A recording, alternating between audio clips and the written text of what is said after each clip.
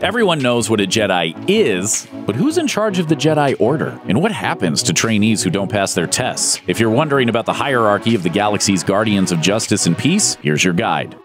The lowest rank in the Jedi hierarchy are Jedi Younglings, also known as Initiates. According to the book Jedi vs. Sith, the essential guide to the Force, Younglings are children sensitive to the Force who are gathered from across the galaxy as infants to be trained as future Jedi. The Jedi Path, a manual for students of the Force, explains that at one time, young adults and adolescents were recruited as Jedi Younglings, but the Order found that these older recruits were already exposed to negative emotions that could push them to the dark side. As a result, the Jedi began recruiting children who are younger and more innocent. Younglings don't train with mentors one-on-one. Instead, they're separated into small groups called clans and train together within those clans. Once younglings learn the basics, they must take a series of tests known as the Initiate Trials, which have included such tasks as building a lightsaber. Though the Initiate Trials have changed over time, their ultimate goal is to determine students' knowledge of the Jedi Code and ability to conquer the dark side. Unlike the group training for younglings, Padawans receive one-on-one coaching in real-life missions, a significant hurdle for most Padawans to clear. Oh, it's you! Similar to younglings, Padawans must also pass a series of trials to move up in rank. These tests include the Trial of Skill, the Trial of Courage, the Trial of Flesh, the Trial of Spirit, and the Trial of Insight. The trials test a Padawan's mental and physical abilities and determine if they are ready to become a full-fledged Jedi. The Force is with you, young Skywalker. But you are not a Jedi yet. Not every Padawan graduates to the rank of Jedi Knight, but unsuccessful initiates can still become members of the Jedi Service Corps. The organization is separated into 4 arms: agricultural, medical, educational, and exploration. The Agricultural Corps uses the Force to help ensure that the Republic has enough food to go around. The Medical Corps is considered one of the most advanced medical organizations in the Republic, with its members performing specialized procedures and triage work on battlefields across the galaxy. The Educational Corps work with the Jedi Archives, translating and updating records. The most exciting branch is arguably the Exploration Corps, whose members are sent to the far-flung corners of space to make new discoveries.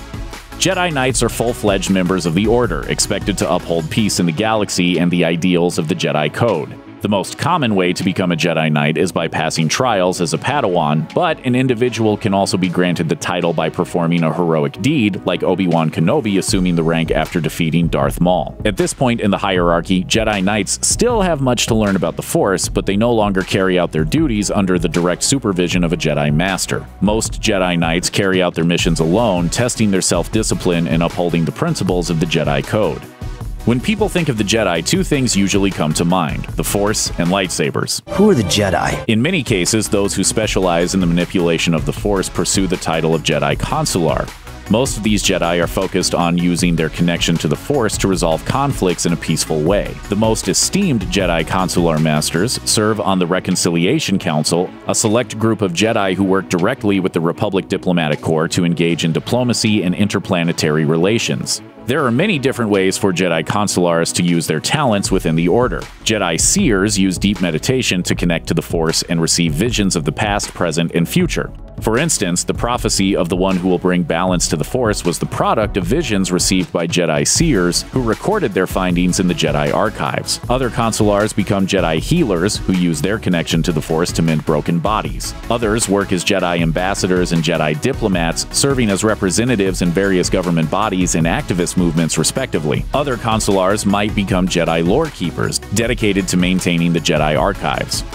In the years leading up to the Clone Wars, the Republic had no standing army. Instead, specialized Jedi Knights, known as Guardians, acted as the first line of defense for the galaxy. Guardians are divided into 3 main subclasses: Peacekeepers, Temple Security, and Starfighters. Peacekeepers act as galactic police, trained in crowd control and de-escalation of threats. Jedi assigned to Temple Security protect the Jedi Temple on the planet Coruscant. As their name implies, Starfighters serve as the pilots of the Jedi Order. Particularly gifted Jedi Guardians may be known as Battle Masters, tasked with teaching lightsaber form and technique, or cadences, to Jedi in training. Some Guardians come to specialize in fighting with weapons other than a lightsaber, being awarded the title of Exotic Weapons Specialist. These weapons can include whips, flails, blasters, and even double-bladed lightsabers.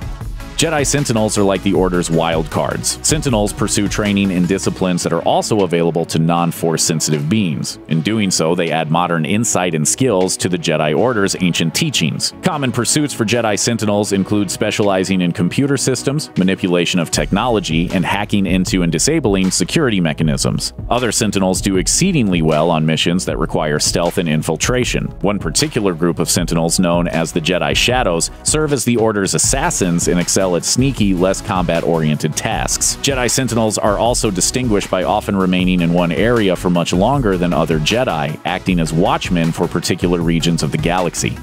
If a Jedi has shown exemplary skill, deep knowledge of the Force, and successfully trained an apprentice to become a Jedi Knight, they may be granted the title of Jedi Master.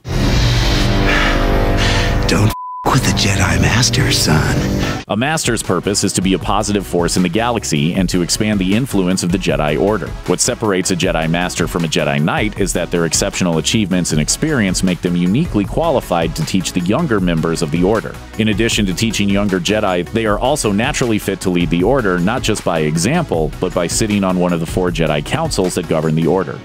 The 4 councils are known as the Council of First Knowledge, the Council of Reconciliation, the Council of Reassignment, and the High Council. The Council of First Knowledge oversees the education of younger Jedi and the dissemination of materials from the Jedi archives. This council is usually comprised of consulars who became lore keepers. The Council of Reconciliation, meanwhile, deals in politics and diplomacy. This council is also regularly filled with consulars, as well as diplomats and ambassadors.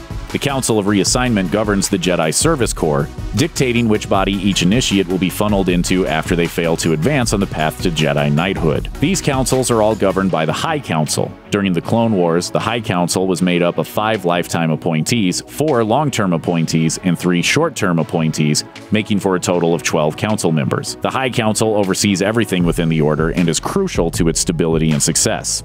The highest-ranking member within the High Council is given the title Master of the Order. This prestigious position is only obtained by those who have demonstrated incredible knowledge of the ways of the Jedi. In the years leading up to the Clone Wars, the title of Master of the Order was held by lifetime appointee Mace Windu. After the Clone Wars began, Master Windu decided to take a more active role in commanding troops on the battlefield and insisted that the title be passed to Master Yoda. Though Master of the Order is a prestigious position, they are still outranked by one final position, the Grand Master.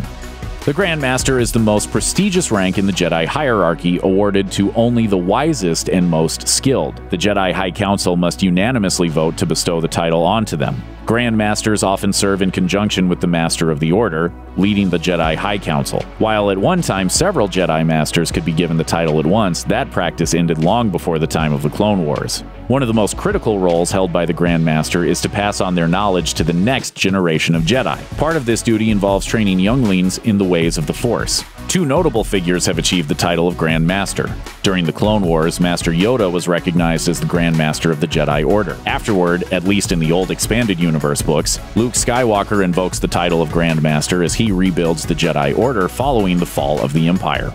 Check out one of our newest videos right here. Plus, even more Looper videos about Star Wars are coming soon. Subscribe to our YouTube channel and hit the bell so you don't miss a single one.